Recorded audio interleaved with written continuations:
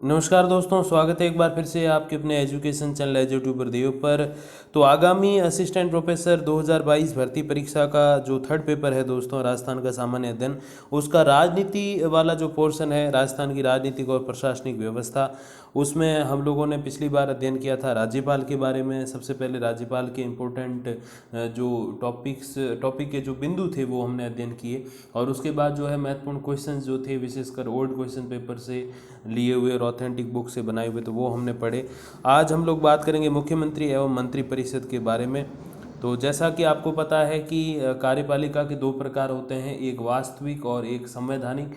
तो केंद्र स्तर पर देखें तो संवैधानिक होता है राष्ट्रपति और वास्तविक होता है प्रधानमंत्री, और राज्य स्तर पर देखें तो वास्तविक होती है मुख्यमंत्री और उनकी जो मंत्रिपरिषद है वो, और संवैधानिक होते हैं राज्यपाल। तो आज हम वास्तविक कार्यपालिका के बारे में अध्ययन करेंगे। तो सबसे पहले अनुच्छेद 163, ये जो अनुच्छेद 163 है, इससे संबंधित क्वेश्चन सेकंड ग्रेड रीट 2018 वगैरह में काफ़ी आए हैं, तो ये आप थोड़ा सा ध्यान रखिएगा। जैसे अनुच्छेद 153 है, जिसमें व्यवस्था की गई है कि एक व्यक्ति दो या दो से अधिक राज्यों का राज्यपाल हो सकता है।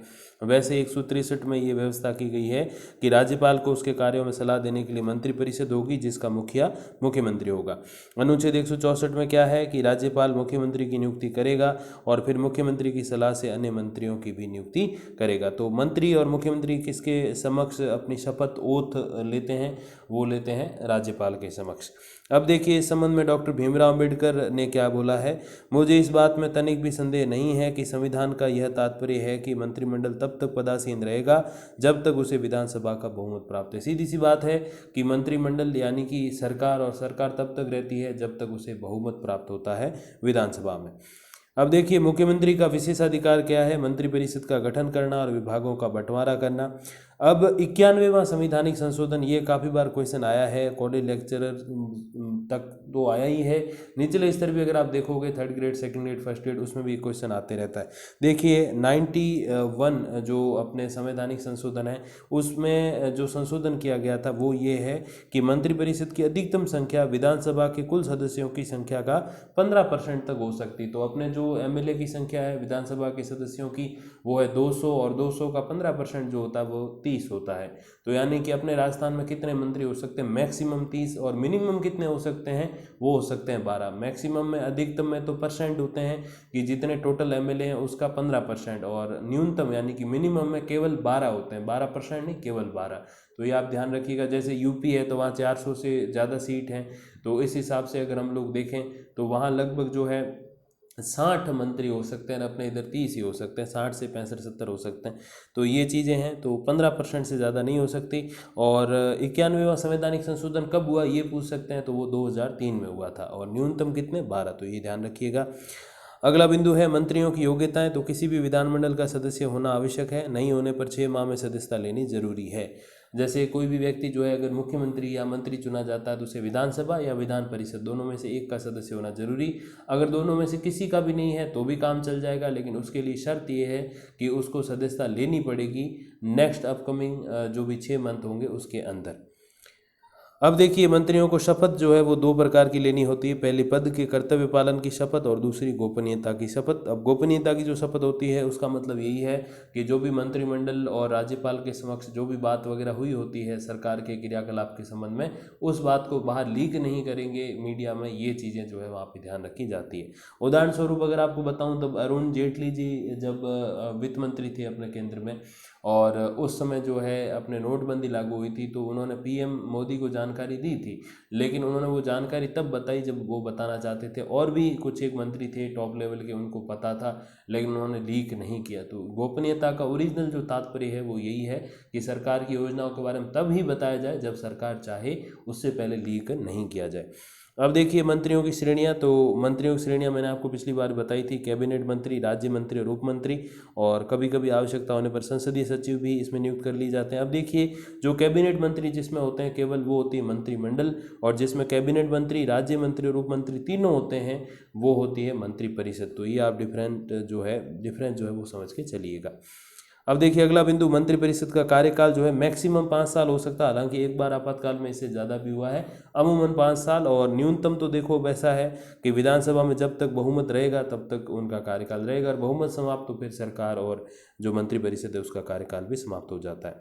अब देखिए अगला बिंदु, विधानसभा में किसी मंत्री के विरुद्ध अविश्वास प्रस्ताव पारित हो जाए या किसी मंत्री द्वारा प्रस्तुत विधेयक अस्वीकृत हो जाए तो समस्त मंत्रिपरिषद को त्यागपत्र देना होगा। ऐसा क्यों? देखिए कि किसी मंत्री के विरुद्ध अविश्वास प्रस्ताव का सीधा मतलब ये है कि पूरी सरकार के विरुद्ध, और उस मंत्री के साथ उसकी मंत्रिपरिषद नहीं है, मुख्यमंत्री नहीं है, तो फिर उस सरकार का कोई मतलब भी नहीं है, क्योंकि सरकार ने या यूँ कि मुख्यमंत्री ने उस मंत्री का चयन करवाया है राज्यपाल जी के माध्यम से। तो सीधी सी बात है, अगर उसके विरुद्ध अविश्वास प्रस्ताव पारित हो गया, एक तो होता प्रस्तुत करना, वो एक अलग चीज़ है, और पारित मतलब पास हो जाए, तो सीधी सी बात है कि वो सरकार के विरुद्ध भी अविश्वास हो गया, क्योंकि सरकार के साथ वहाँ के जो 50% प्लस एक एमएलए नहीं है, तो इसीलिए ये सामूहिक उत्तरदायित्व। और दूसरा इसमें जो है वो ये है कि किसी मंत्री द्वारा प्रस्तुत विधेयक अस्वीकृत हो जाए, तो मंत्री है तो जाहिर सी बात है वो सरकार का पार्ट है और उस पार्टी का है जिसकी सरकार है, और उसकी कोई बात अगर पार नहीं हो पाए तो ये भी एक तरीके से सरकार के ऊपर प्रश्न चिन्ह लगता है कि आपकी सरकार का कोई मतलब ही नहीं है, जब आपके मंत्री का ही कोई कानून जो है या यूँ कहें जो प्रस्ताव है वो पास नहीं हो रहा। तो मंत्री का प्रस्ताव पास नहीं हो या अविश्वास प्रस्ताव सरकार के विरुद्ध पारित हो जाए या किसी मंत्री के विरुद्ध, तो सीधी सी बात है कि सरकार को इस्तीफा देना होगा कि उस सरकार का बहुमत वहाँ पे नहीं माना जाता। आगे देखिए अगला बिंदु, मंत्रिमंडल की बैठक सामान्यतः सप्ताह में एक बार होती है, किंतु मुख्यमंत्री चाहे तब बैठक का आयोजन कर सकते हैं। अब देखो कुछ एक गाइड्स जो हैं वो आजकल आ रही हैं, उसमें 2 बार भी दे रखा है, लेकिन ओरिजिनली जो आरबीएससी की बुक है ऑथेंटिक राजस्थान माध्यमिक शिक्षा बोर्ड की, तो उसमें एक ही बार दिया हुआ है, तो ये एक ऑथेंटिक प्रूफ है अपने पास। कभी आरपीएससी में इस प्रश्न के ऊपर कोई आपत्ति लगानी हो तो आप लगा सकते हो, तो इसमें एक ही बार दिया हुआ है, बाकी गाइड्स के बेसिस पे कभी आपत्ति नहीं लगती, तो उसमें 2 बार है, तो ये ध्यान रखिएगा। किंतु मुख्यमंत्री चाहे तो बैठक बुला सकते हैं, अध्यक्षता मुख्यमंत्री स्वयं करते हैं, और उसके आगे जो ये पंक्ति है कि उनकी अनुपस्थिति में वरिष्ठतम मंत्री, तो ये ध्यान रखिएगा कि अध्यक्षता कौन करता है। ये प्रश्न हो सकता है ईजी में, थोड़ा डिफिकल्ट में जाएंगे तो ये पूछ सकते हैं कि उसकी मुख्यमंत्री की अनुपस्थिति में मंत्रिमंडल की बैठक की अध्यक्षता कौन करेगा, तो उप मुख्यमंत्री लिखा होगा, या फिर राज्यपाल भी लिखा होगा, या फिर जो अपने विधानसभा अध्यक्ष है वो लिख लेंगे, या फिर पार्टी अध्यक्ष, ऐसे लिख लेंगे। तो आपको उसमें कौन सा सही करना है, वरिष्ठतम मंत्री, यानी कि जो सबसे बुजुर्ग होंगे या जो सबसे उम्र दराज होंगे वो उसकी अध्यक्षता करेंगे। और मुख्यमंत्री बैठक की तिथि और स्थान तय करते हैं, मतलब कहाँ और कब मीटिंग होगी ये मुख्यमंत्री तय करते हैं। अब देखिए मंत्रिपरिषद की शक्तियाँ और कार्य, हालांकि जो मुख्यमंत्री की शक्तियाँ और कार्य वो भी ऐसी है, वो भी आगे थोड़ा विस्तार में डीप में हम लोग समझेंगे। देखिए अनुच्छेद 163 के अनुसार मंत्रिपरिषद का कार्य राज्यपाल को सहायता और परामर्श देना है। राज्यपाल को प्राप्त समस्त संवैधानिक शक्तियों का प्रयोग वास्तविक रूप में मंत्रिपरिषद ही करती है, इसीलिए मंत्रिमंडल मंत्रिपरिषद को जो है वास्तविक कार्यपालिका और नाम मात्र की या संवैधानिक जो है वो राज्यपाल को कहा जाता है। सबसे पहले शासन नीति का निर्धारण, मतलब राज्य को कैसे चलाना है तो उसका निर्धारण करते हैं। फिर उच्च पदों पर नियुक्ति के संबंध में राज्यपाल को परामर्श देते हैं, जिसमें महाधिवक्ता, आरपीएससी अध्यक्ष और सदस्य। महाधिवक्ता जो अपने राज्य सरकार का सबसे बड़ा वकील होता है, जैसे केंद्र में महान्यायवादी होता है वैसे राज्य में महाधिवक्ता होता है। मानवाधिकार आयोग और विभिन्न आयोगों के अध्यक्षों और सदस्यों की नियुक्ति, लोक आयुक्त और उप लोक आयुक्त की नियुक्ति आदि भी जो है इसमें परामर्श देते हैं। कौन? अपने मंत्रिमंडल परामर्श देती है किसको? राज्यपाल जी को। अब देखिए तीसरा इसमें क्या है कि विधानमंडल में शासन का प्रतिनिधित्व करना, जाहिर सी बात है सरकार है तो शासन का प्रतिनिधित्व इन्हीं के हाथों में है। कानून निर्माण करना, बजट तैयार करवाना, अनुच्छेद 213 के अंतर्गत राज्यपाल के नाम पर अध्यादेश जारी करना, तो ये सारी की सारी जो शक्तियाँ हैं वो किसकी है? मंत्रिमंडल की है। अब देखिए मुख्यमंत्री की योग्यता क्या है, तो भारत का नागरिक होना चाहिए, मिनिमम 25 साल एज होनी चाहिए, और विधानमंडल का सदस्य बनने की उसमें जो है योग्यता हो, मतलब वो विधानमंडल देखो एक यहाँ पे चीज़ जो है वो थोड़े से जो नए अभ्यर्थी हैं राजनीति में समझ नहीं पाते कि विधानमंडल, विधान परिषद और विधानसभा में क्या अंतर है। तो देखिए विधानमंडल जो है वो एक संसद की तरह, केंद्र में अपने संसद होती है, तो उस संसद की तरह यहाँ पर क्या है राज्य में विधानमंडल, लोकसभा की तरह क्या है विधानसभा, और राज्यसभा की तरह क्या है विधान परिषद। तो आप समझ गए होंगे, तो विधानमंडल जो है उसके 2 भाग हैं, विधान परिषद और विधानसभा। तो विधानमंडल में मतलब ये है कि विधान परिषद का सदस्य बने तो भी अच्छी बात, और विधानसभा का बने तो भी अच्छी बात, दोनों में से किसी का भी हो सकता है। जैसे अभी जो योगी जी यूपी के अपने मुख्यमंत्री हैं, वो जब पहली बार चुने गए थे तो वो एमपी थे, मतलब सांसद थे, लेकिन उनको फिर सीधा मनोनीत किया गया विधान परिषद में, और वहाँ से आके वो जो है मुख्यमंत्री बने थे। अब देखिए, मुख्यमंत्री की नियुक्ति अनुच्छेद 164 के अनुसार होती है, जो कि राज्यपाल करते हैं। अब मुख्यमंत्री की शक्तियां और कार्य, इसको मैंने थोड़ा डीप रखने की कोशिश की है ताकि हर एक चीज़ आपको गहराई से समझ आए, क्योंकि जो ऑथेंटिक बुक्स हैं, जैसे मैंने कहा आरबीएससी की बुक्स, एनसीईआरटी की, उसमें से मैंने फैक्ट लिए हैं और कुछ एक थोड़ा बहुत एक्सपीरियंस था उससे, और अपने साहित्य भवन पब्लिकेशन की बुक्स आती हैं, फड़िया साहब वगैरह की, भारतीय शासन और राजनीति, तो उन बुक्स में से भी मैंने काफ़ी सारे तथ्य लिए हैं ताकि एक थोड़ा डीपली मैं आपको इसमें जो है एक्सप्लेन कर पाऊँ। अब देखिए, सबसे पहले मंत्रिपरिषद का नेतृत्व करना, मंत्रिपरिषद का निर्माण करना, मंत्रियों में विभागों का बंटवारा करना, कभी संपादन की जरूरत पड़े, मतलब कोई चेंज करना है, किसी विभाग का आदेश किसी और को बनाना है, किसी विभाग को अपने पास रखना है, तो ये भी काम मुख्यमंत्री कर सकते हैं। देखिए, ये ध्यान दीजिएगा, जो भी ऐसे विभाग जिनका कोई मंत्री नहीं बनाया जाता, तो वो विभाग जो है मुख्यमंत्री अपने पास रख लेते हैं, तो शेष जो रह जाते हैं वो सारे मुख्यमंत्री जी के अंडर आते हैं, तो ये आप ध्यान रखिएगा। अब देखिए, जैसे उदाहरण से अगर मैं बताऊं तो गोविंद सिंह डोटासरा कुछ समय पहले थे शिक्षा मंत्री राजस्थान के, लेकिन अब जो है वो बीडी कल्ला है, जो कि पहले ऊर्जा मंत्री थे, तो ऊर्जा मंत्री से उनको क्या बना दिया, शिक्षा मंत्री। तो ऐसे जो चेंजेस होते हैं वो मुख्यमंत्री करते हैं। और ओरिजिनली जो किसको कौन सा विभाग देना, हालांकि शपथ राज्यपाल दिलाते, लेकिन वो तय जो करते हैं वो सारे मुख्यमंत्री करते हैं। मंत्रिमंडल की बैठक बुलाना और अध्यक्षता करना, शासन के विभिन्न विभागों में समन्वय स्थापित करना, मंत्रिमंडल और राज्यपाल के मध्य सेतु का कार्य, शासन और प्रधान एवं शासन के प्रधान है और जनप्रतिनिधित्व भी हैं, मतलब शासन के प्रधान इसलिए क्योंकि राज्य के सबसे एक मुखिया की तरह हो गए, और जनप्रतिनिधित्व इसलिए क्योंकि जनता ने उनको डायरेक्टली नहीं बट इनडायरेक्टली चुन के भेजा है। विधानसभा का नेता, राज्यपाल को विधानमंडल का सत्र बुलाने या सत्रावसान करने की सलाह भी ये दे सकते हैं। विधानसभा में बहुमत रखते हुए विधानसभा भंग करने की सलाह भी ये दे सकते हैं। विश्वास अविश्वास प्रस्ताव पर सरकार की ओर से पक्ष रखने में सबसे आगे मुख्यमंत्री होते हैं। सदन का समय विभाजन एवं कार्यक्रम तय करना, मंत्रियों के परस्पर मतभेदों को दूर करना और संपूर्ण प्रशासन में सामंजस्य स्थापित करने का काम भी इन्हीं का होता है। अब आगे देखें तो विधान परिषद और विधानसभा, अगर विधान परिषद है तो उनके मध्य भी सामंजस्य स्थापित करते हैं। बहुमत दल का नेता होने के कारण अपने दल में अनुशासन बनाए रखते हैं, और राज्य योजना बोर्ड जो है उसकी भी अध्यक्षता अपने मुख्यमंत्री ही करते हैं। छोटा सा प्रश्न है, बड़ी ध्यान रखिएगा, राज्य योजना बोर्ड की अध्यक्षता कौन करते हैं, सीएम अशोक गहलोत जी। अब देखिए, अनुच्छेद 163, तो जैसे मैंने शुरुआत बताया, राज्यपाल को सहायता और परामर्श देने हेतु मंत्रिपरिषद होगी जिसका मुखिया मुख्यमंत्री होगा, और ये एग्जैक्ट क्वेश्चन आ गया था रीट 2018 में लेवल सेकंड में, आप ध्यान रखिएगा। अब देखिए, इसमें क्या है, एक संशोधन 42 में और 44 में संवैधानिक संशोधन द्वारा राष्ट्रपति के लिए संसद का परामर्श मानना बाध्यकारी होता है, किंतु ऐसी कोई बाध्यकारी व्यवस्था राज्यपाल हेतु नहीं की गई है। तो देखिए कितनी अच्छी बात है, ये ध्यान देने वाली बात है कि राष्ट्रपति के लिए तो बाध्यता है कि वो मंत्रिमंडल की बात मानेगी, संसद की बात मानेगी, लेकिन जो राज्यपाल है उनके लिए ऐसी कोई बाध्यता नहीं है कि वो विधानसभा या विधानमंडल की बात माने, तो ये आप ध्यान दीजिएगा।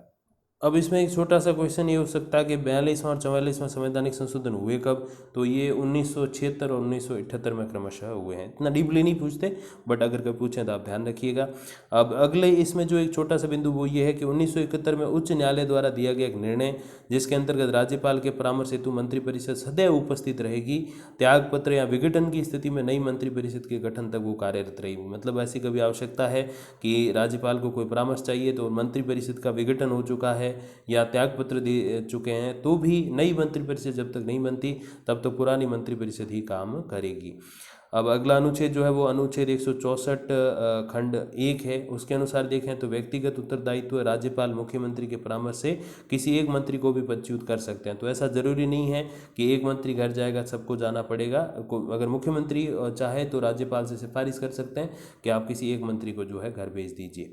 164(2) के अनुसार देखें तो सामूहिक उत्तरदायित्व, एक मंत्री के विरुद्ध अविश्वास प्रस्ताव पारित होने पर समस्त मंत्रिपरिषद का त्यागपत्र। तो अगर मुख्यमंत्री चाहे तो एक का त्यागपत्र ले सकता है, लेकिन सबका त्यागपत्र तब होगा जब विधान मंडल या यूं के विधानसभा के अंतर्गत जो है उनका कोई भी बहुमत है वो नहीं बन पाए, उस स्थिति में।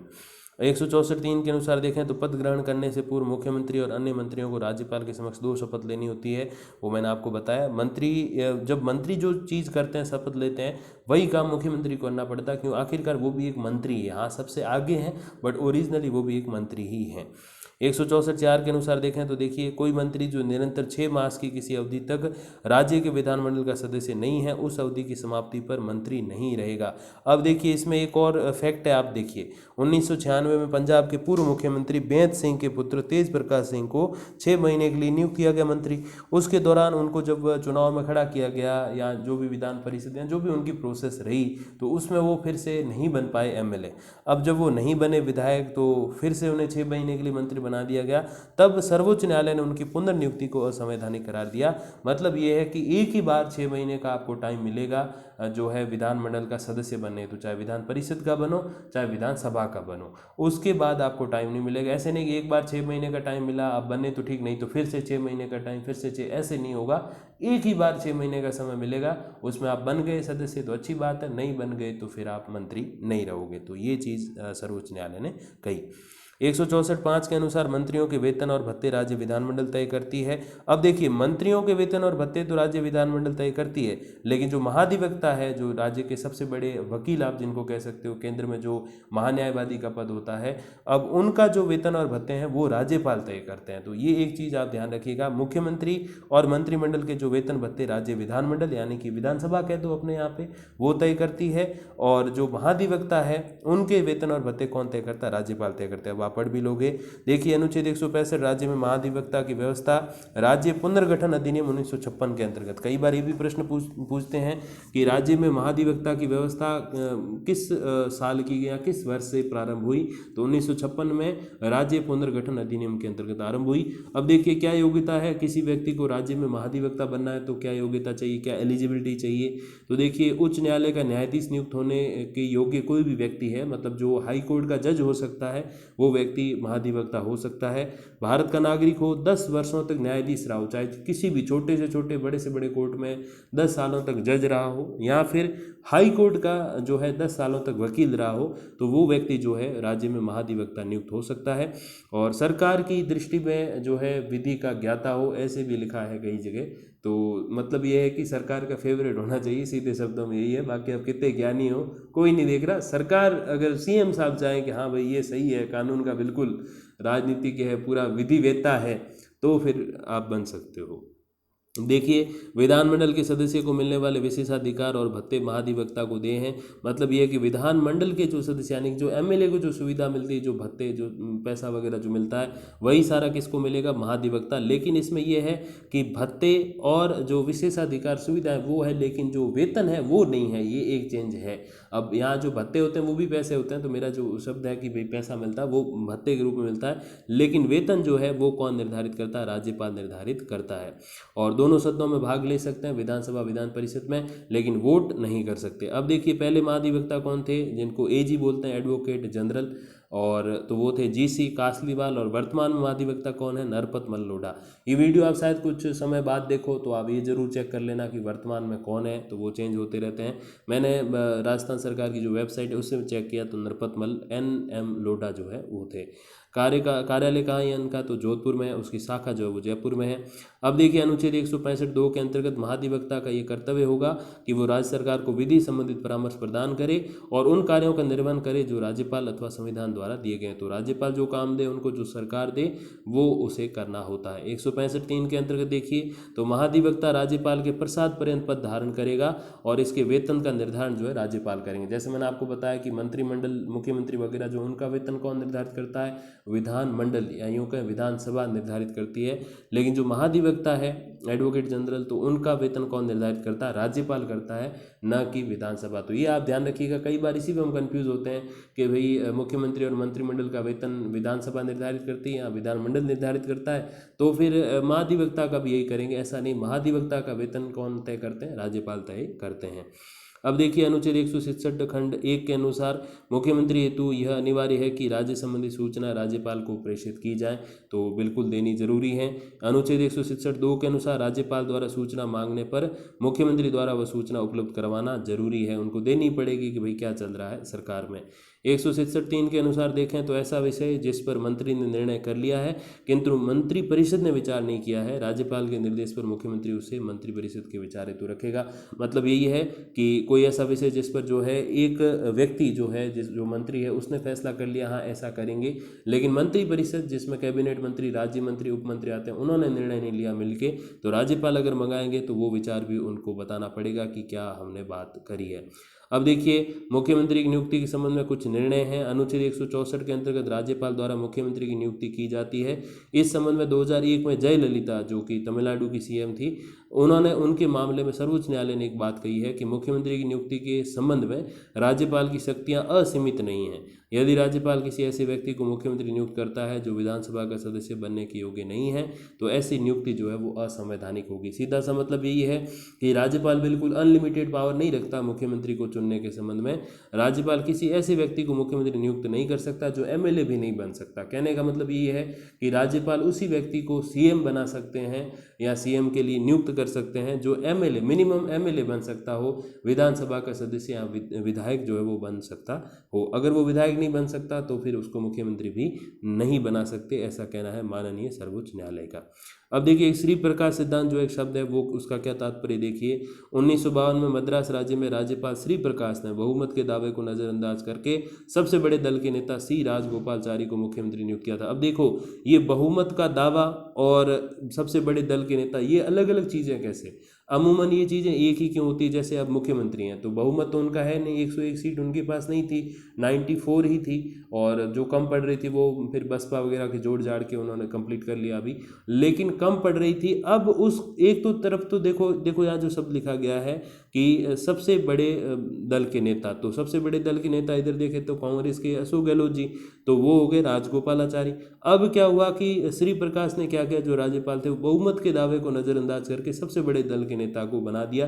तो ये थोड़ा सा विवादास्पद रहा क्योंकि सबसे पहले देखा जाता है कि बहुमत का दावा कौन कर रहा है। हालांकि ये तो पॉसिबल है नहीं कि भाई बहुमत किसी और का हो, सबसे बड़ा दल किसी और का हो। हाँ, इसमें ये थोड़ा हो सकता है कि अगर एक से ज़्यादा घटक दल मिल जाए या एक से ज़्यादा पार्टियां मिल जाएं तो ऐसा हो सकता है कि बहुमत किसी और का हो। जैसे 94 समझ लो कांग्रेस के पास थी, तो पीछे जो बची हैं अपनी वो बची हैं 106। अब 106 वाले सारे मिल जाएं बीजेपी के साथ तो फिर ऐसा हो सकता है कि बहुमत का दावा बीजेपी का होगा और सबसे बड़े दल के नेता जो है वो कांग्रेस होगी। तो हाँ, इस मामले में डिफरेंस हो सकता है, लेकिन एक पार्टी एक तरफ कह रही कि बड़ा दल अलग है और बहुमत अलग है, ऐसा पॉसिबल नहीं होता। हाँ, बहुत सारी पार्टी मिल जाए, घटक दल जो है वो एक जैसे एनडीए यूपीए हैं वैसे वो सब उसके पार्टीज मिल जाएं एक ग्रुप की, तो डेफिनेटली हाँ अलायंस जो होते हैं तो उस मामले में ऐसा हो सकता है कि बहुमत का दावा कोई और कर रहा है और असल में बहुमत किसी और के पास हो सकता है क्योंकि बड़े दल का नेता कोई और है। तो पहले ये कोशिश होती है कि बहुमत का दावा कौन कर रहा है उसका देख लो, वोटिंग करवा लो, और वोटिंग का समय दे देते हैं 2-4 दिन, 5 दिन, 7 दिन, और मैक्स टू मैक्स 15 दिन दे देते हैं। और फिर दूसरा ये देखते हैं कि सबसे बड़े दल का नेता कौन है, कि हाँ उसको कम सीटें चाहिए सरकार बनाने के लिए। तो ये थोड़ा सा विवादास्पद रहा था। अब देखिए मुख्यमंत्री की शपथ जो है वो राज्यपाल के समक्ष होती है संविधान की 3री अनुसूची के अंतर्गत। ये कई बार प्रश्न आता है कि मुख्यमंत्री शपथ जो लेते हैं वो किस अनुच्छेद के अंतर्गत लेते हैं। तो अनुच्छेद मैंने बताया हुआ पहले, अनुसूची कौन सी, 3री, तो ये आप ध्यान रखिएगा। अब देखिए मुख्यमंत्री के वेतन और भत्ते तो राज्य विधानमंडल द्वारा निर्धारित किए जाते हैं। तो मुख्यमंत्री हो चाहे मंत्रिमंडल, मंत्रिपरिषद हो, उनका वेतन भत्ता कौन निर्धारित करता है, विधानमंडल। अब अपने इधर विधानमंडल में केवल विधानसभा है, परिषद नहीं है, तो विधानसभा। और जैसे मैंने बताया महाधिवक्ता जो होते हैं उनका वेतन कौन निर्धारित करता है, वो करते हैं राज्यपाल। अब कुछ एक फैक्ट कि राज्य के पहले मुख्यमंत्री कौन थे, हीरालाल शास्त्री। प्रथम निर्वाचित मुख्यमंत्री जो वोटों से बने वो टीकाराम पालीवाल, और वो फिर उप मुख्यमंत्री भी बना दिए गए। 4 बार निर्वाचित होने वाले मुख्यमंत्री, अभी तक केवल एक ही ऐसे व्यक्ति हुए जो 4 बार सीएम बने, वो मोहनलाल सुखाड़िया। और आपको पता है MLS यूनिवर्सिटी कहाँ है, 1954, 57, 62, 67, तो 4 बार वो बने। सर्वाधिक अवधि तक मुख्यमंत्री रहने वाले मोहनलाल सुखाड़िया। और सबसे ज़्यादा देखो साल दर साल की बात करें या फिर हम लोग जो है 1, 2, 3, 4 बार ऐसे बात करें तो भी जो है ज़्यादा सबसे मोहनलाल सुखाड़िया रहे। कि 54 से 67 की अगर हम बात करें तो लगभग 13 साल इसमें जो है हो जाते हैं। तो ऐसे देखें सर्वाधिक अवधि तक मुख्यमंत्री मोहनलाल सुखाड़िया, और ऐसे देखें तो भाई 4 बार बन गई ये, तो इसलिए भी जो है मोहनलाल सुखाड़िया जो है सबसे आगे रहे हैं। और अब देखिए पहली बार राष्ट्रपति शासन कब लागू हुआ, मोहनलाल सुखाड़िया के समय। और प्रथम अल्पसंख्यक मुख्यमंत्री बरकतुल्ला खान थे, जो कि उनका, अब देखो एक और प्रश्न यहाँ पे ये बनता है, बरकतुल्ला खान स्टेडियम कहाँ है, तो वो जोधपुर में है, जोधपुर के थे ये। कार्यकाल के दौरान इनकी मृत्यु हो गई थी बरकतुल्ला खान की। और भारत पाक युद्ध के समय कौन मुख्यमंत्री थे, वो बरकतुल्ला खान ही थे। आपातकाल के समय मुख्यमंत्री कौन थे, हरिदेव जोशी, जो कि 5वीं विधानसभा की अवधि 1 वर्ष तक उनकी बढ़ा दी गई थी। ये भी प्रश्न कई बार आता है कि कौन सी विधानसभा थी जिसकी अवधि 1 वर्ष तक बढ़ा दी गई थी, तो आपातकाल लगा था, इसलिए 5वीं विधानसभा की अवधि बढ़ा दी गई थी। और इसमें ये भी प्रश्न होता है कि आपातकाल के समय कौन मुख्यमंत्री थे। एक थोड़ा सा गहराई से करने के लिए, घुमाने के लिए क्या करेंगे कि उनकी अवधि जो है 1 वर्ष तक सरकार की बढ़ा दी गई थी, तो वो कौन थे, हरिदेव जोशी थे। प्रथम गैर कांग्रेसी मुख्यमंत्री तो भैरव सिंह शेखावत, 6ठी विधानसभा के दौरान इनकी सरकार को भंग करके 1980 में प्रथम मध्यावधि चुनाव कराए गए थे। इसमें ये भी प्रश्न बनता है, पहले गैर कांग्रेसी मुख्यमंत्री भैरव सिंह शेखावत, और दूसरा प्रश्न ये बनता है कि किन की सरकार के समय या किस मुख्यमंत्री के समय मध्यावधि चुनाव हुए या कब हुए, तो 1980 में हुए। और किसके समय हुए, भैरव सिंह जी शेखावत के समय हुए। देखिए पहले एससी, जो अनुसूचित जाति के जो मुख्यमंत्री, यहाँ दलित कह सकते हो, तो वो है जगन्नाथ पहाड़िया। सबसे कम अवधि के मुख्यमंत्री कौन थे, हीरालाल देवपुरा, केवल 16 दिन रहे थे। मुख्यमंत्री जो बाद में उपराष्ट्रपति बने, भैरव सिंह शेखावत। पहले और एकमात्र महिला मुख्यमंत्री वसुंधरा राजे, 2 बार बनी है वो। अब देखो 2 बार कौन कौन मुख्यमंत्री बने, जयनारायण व्यास जो नियुक्त हुए, फिर मनोनीत और निर्वाचित भी हुए, मोहनलाल सुखाड़िया, हरिदेव जोशी, भैरव सिंह शेखावत, शिवचरण माथुर, वसुंधरा राजे। अब इसमें ये पूछ सकते हैं कि कुल कितने ऐसे व्यक्ति हैं जो 2 बार जो है मुख्यमंत्री बने हैं, तो आप ये 1 2 3 4 5 6 7 गिन लीजिएगा। हाँ, इतने लोग हैं वो बने। अमूमन ऐसा नंबर नहीं पूछते, और उसमें वो लिखे होंगे कि इसमें से कौन वो हैं जो 2 बार मुख्यमंत्री नहीं बने, तो उसमें से आपको एक नाम छांट देना, ये आप देख लीजिए। जयनारायण व्यास का थोड़ा सा इसमें ये है कि एक बार नियुक्त हुए, फिर मनोनीत और निर्वाचित हुए, तो इनको कई बार एक ही काउंट करते हैं, लेकिन ऐसे देखें तो व्यक्तिवार देखें तो एक व्यक्ति 2 बार हैं। और फिर मोहनलाल सुखाड़िया, हरदेव जोशी, भैरव सिंह शेखावत, शिवचरण माथुर, वसुंधरा राजे, तो 2 बार, केवल 2 बार। अब 2 बार से ज़्यादा भी कोई लोग बने, 3 बार कौन बने, मोहनलाल सुखाड़िया, हरदेव जोशी, भैरव सिंह शेखावत, अशोक गहलोत। तो ये जो 3 बार वाले हैं, ये 2 बार वाले में ऑटोमेटिक हैं, तब तीसरी बार बने हैं। और 4 बार बनने वाले केवल और केवल एक ही व्यक्ति है, मोहनलाल सुखाड़िया। राजस्थान के 25वें मुख्यमंत्री कौन है, तो वो अशोक गहलोत हैं, और व्यक्ति क्रम अनुसार जो है वो 13वें हैं। ये ध्यान रखिएगा, कई बार ये भी प्रश्न पूछ सकते हैं। अशोक गहलोत, राजस्थान के वर्तमान मुख्यमंत्री अशोक गहलोत, व्यक्ति क्रम अनुसार कौन से मुख्यमंत्री, तो 13वें हैं। और टोटल अगर देखें तो वो 25वें हैं। कुल उप मुख्यमंत्री कितने हुए, 5 उप मुख्यमंत्री हुए हैं राजस्थान में आज तक। टीकाराम पालीवाल पहले उप मुख्यमंत्री, ये भी प्रश्न हो सकता है कि पहले उप मुख्यमंत्री कौन थे, टीकाराम पालीवाल। हरिशंकर भाबड़ा, बनवारी लाल बैरवा, कमला बेनीवाल, सचिन पायलट। अब देखिए इसमें एक और फैक्ट ये है कि इसमें जो 5 में से 3 उप मुख्यमंत्री हैं, सचिन पायलट, कमला बेनीवाल, बनवारी लाल बैरवा, ये अशोक गहलोत जी की सरकार में है। सचिन पायलट तो अभी लेटेस्ट थे, फिर वो उनके कुछ विवाद हुआ इसलिए वो हट गए उप मुख्यमंत्री से। और अशोक गहलोत की इससे पिछली नहीं, उससे पिछली जो सरकार थी, मतलब आज से लगभग 1.5-2 दशक पहले वाली, मतलब 10 साल वसुंधरा जी रही और 13-14 साल इनके हो गए, तो 14 + 10 = 24, तो मतलब 1.5 दशक पहले जो इनकी सरकार थी, उस टाइम 2 उप मुख्यमंत्री थे, बनवारी लाल बैरवा और कमला बेनीवाल, ये आप ध्यान रखिएगा। तो मतलब 5 में से 3 उप मुख्यमंत्री अशोक जी के टाइम हुए हैं। अब अगला जो है बिंदु, एकमात्र गैर कांग्रेसी उप मुख्यमंत्री जो रहे वो हरिशंकर भाबड़ा रहे थे। जो भैरव सिंह जी थे उनके टाइम ये उप मुख्यमंत्री रहे थे। तो ये कुछ एक फैक्ट वगैरह जो कि हमने इसमें पढ़े। और इसके अलावा अब अगला जो वीडियो रहेगा वो इम्पोर्टेंट क्वेश्चंस के ऊपर रहेगा, और मेरी कोशिश रहेगी ज़्यादा से ज़्यादा जो महत्वपूर्ण प्रश्न है, विशेषकर जो पिछले सालों के जो क्वेश्चन पेपर उसमें आए, आरपीएससी की जो एग्जाम है, 2nd grade, 1st grade, college lectureship, उसमें जो आए हुए हैं मुख्यमंत्री और मंत्रिपरिषद, मंत्रिमंडल के संबंध में जो क्वेश्चन है वो मैं उसमें ऐड करूँ, तो जल्दी वो भी वीडियो लेकर आऊँगा। तब तक के लिए अब अच्छे से आप तैयारी करिए आगामी एग्ज़ाम्स की, और धन्यवाद, नमस्कार।